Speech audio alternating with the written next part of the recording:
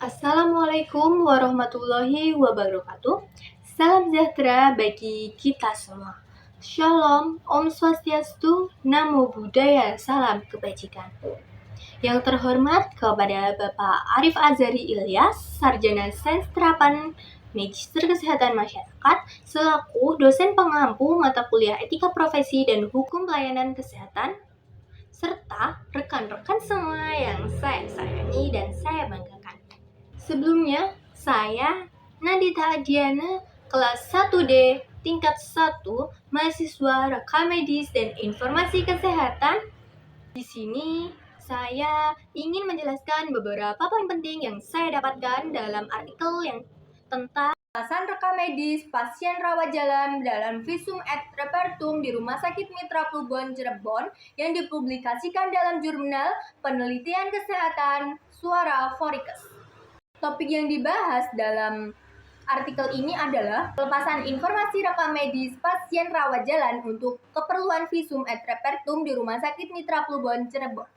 Isu ini relevan dengan pentingnya menjaga kerahasiaan informasi medis pasien sambil memenuhi kebutuhan hukum proses peradilan.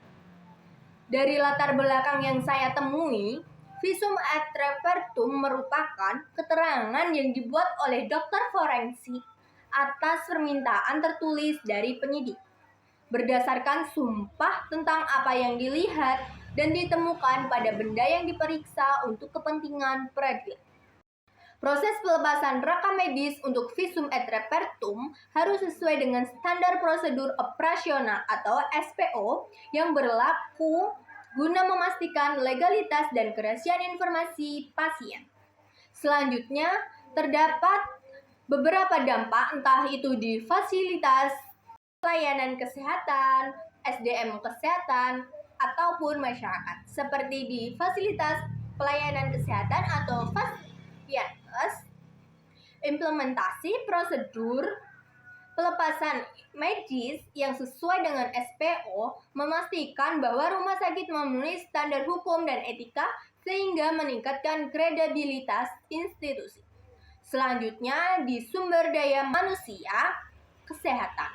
Petugas medis dan rekam medis menjadi lebih sadar akan pentingnya mengikuti prosedur yang tepat dalam pelepasan informasi, sehingga mengurangi resiko pelanggaran hukum dan etika. Selanjutnya, ada di masyarakat. Pasien dan keluarga merasa lebih aman dan percaya bahwa informasi medis mereka diperlukan dengan kerahasiaan yang tinggi, meningkatkan kepercayaan terhadap layanan kesehatan. Selanjutnya, masalah yang saya temukan di artikel ini yaitu bahwa pembuatan visum di Rumah Sakit Mitra Plumbon Cirebon telah sesuai dengan SPO Visum Hidup nomor PIRM 009. Namun, terdapat ketidaksesuaian dalam pencatatan permintaan visum dari kepolisian yang tidak dicatat dalam buku permintaan, melainkan dicatat oleh petugas customer service sebagai surat masuk.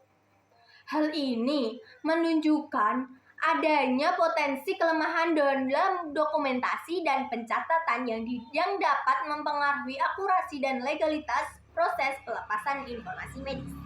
Selanjutnya, kaitannya dengan standar hukum atau aturan yang berlaku. Proses pelepasan informasi rekam medis untuk visum et repertum harus memenuhi beberapa peraturan perundang-undangan yang berlaku di Indonesia, seperti yang pertama, Peraturan Menteri Kesehatan Nomor 24 Tahun 2022 tentang rekam medis.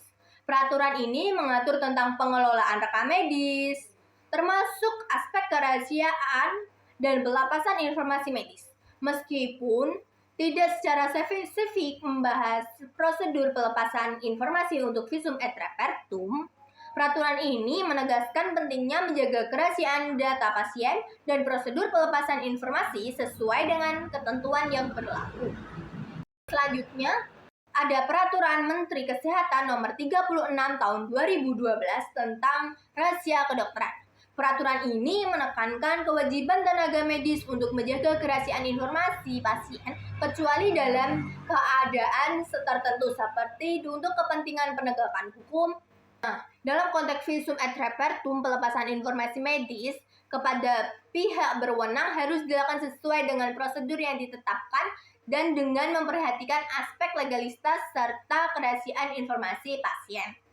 Selanjutnya ada Peraturan Menteri Kesehatan Republik Indonesia Nomor 269 Tahun 2008 tentang rekam medis juga, mengatur kewajiban fasilitas pelayanan kesehatan dalam menjaga kerahasiaan dan keamanan rekam medis pasien. Yang terakhir ada Undang-Undang Republik Indonesia Nomor 29 Tahun 2004 tentang praktik kedokteran, yaitu menegaskan kewajiban dokter dalam menjaga kerahasiaan informasi medis pasien kecuali untuk kepentingan penegakan hukum berdasarkan permintaan tertulis dari penyidik. Selanjutnya, beberapa rekomendasi untuk meningkatkan prosedur pencatatan. Karena yang kita ketahui, sebuah rumah sakit perlu memastikan bahwa semua permintaan visum dari kepolisian dicatat secara resmi dalam buku permintaan untuk menjaga akurasi dan legalitas dokumentasi. Nah, yang pertama adalah sosialisasi dan pelatihan. Memberikan pelatihan rutin kepada petugas terkait mengenai pentingnya mengikuti prosedur pelepasan informasi medis sesuai dengan SPO dan peraturan perundang-undangan yang berlaku. Yang kedua, ada audit internal. Melakukan audit internal secara berkala untuk memastikan bahwa prosedur pelepasan informasi medis dilakukan sesuai dengan standar yang ditetapkan. Jadi, kesimpulan yang kita bahas dalam kasus ini adalah proses pelepasan informasi medis untuk visum et repertum di Rumah Sakit Mitra Plumbon Cirebon telah mengikuti standar prosedur operasional yang berlaku. Namun, terdapat aspek pencatatan permintaan visum yang perlu diperbaiki untuk memastikan kepatuhan terhadap standar hukum dan juga menjaga kerahasiaan informasi medis pasien. Kasus ini diambil dari jurnal Novianti N dan Sari tahun 2021 tentang pelepasan informasi rekam medis pasien rawat jalan dalam visum et repertum di Rumah Sakit Mitra Plumbon Cirebon. Jurnal Penelitian Kesehatan Suara Forensik 1257-62.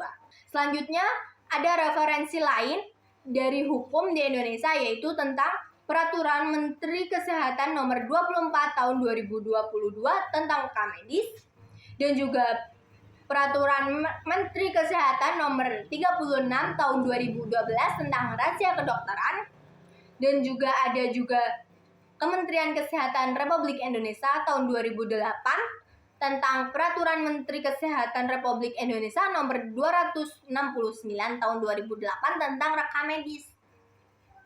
Nah, selanjutnya ada Undang-Undang Republik Indonesia Nomor 29 Tahun 2004 tentang praktik kedokteran. Sebelumnya, terima kasih. Wassalamualaikum warahmatullahi wabarakatuh.